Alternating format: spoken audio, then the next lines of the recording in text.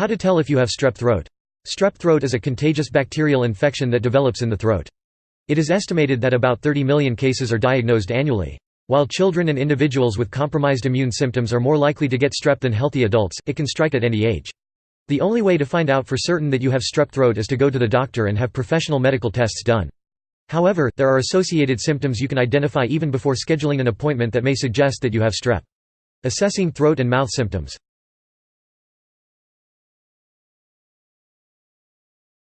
Determine how severe your throat pain is. The soreness should not be dependent on anything such as talking or swallowing. Soreness that can be dulled with pain medication or partially soothed with cold liquid and food might still be related to strep throat, but it is usually quite difficult to rid yourself of the soreness completely without prescription medication.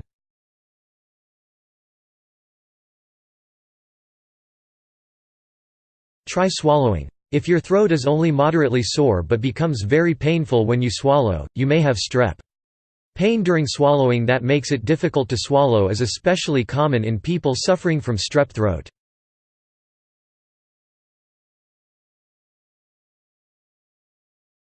Smell your breath. While bad breath does not occur in all patients, the infection caused by Streptococcus bacteria can often cause notably bad breath. This occurs as a result of the reproduction of the bacteria. While potent, the exact smell can be difficult to describe. Some state that it smells like metal or hospitals, while others compare it to rotten meat. Regardless of the exact odor, strep breath will smell stronger and worse than normal bad breath. Due to the somewhat subjective nature of bad breath, this is not really a way to diagnose strep throat, but rather a commonly seen association, too.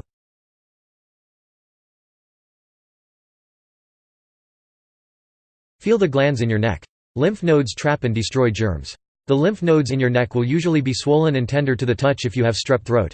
While lymph nodes are located in various parts of your body, the first nodes to swell are usually those that are nearest to the source of infection. In the case of strep throat, the lymph nodes in and around your throat will be the ones to swell. 3. Use your fingertips to gently feel the area directly in front of your ear.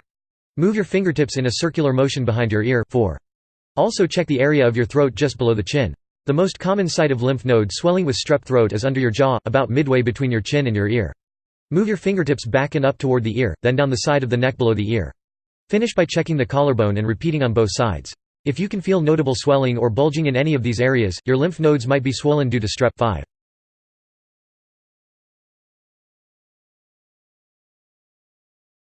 Check your tongue. People with strep throat often have a prickly coating of tiny red dots along their tongue, especially toward the back of the mouth. These red dots can either be bright red or dark red. They generally appear to be inflamed.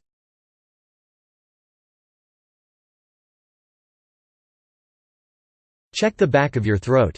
Many who suffer from strep throat develop petechia, red spots on the soft or hard palate on the roof of the mouth, near the back.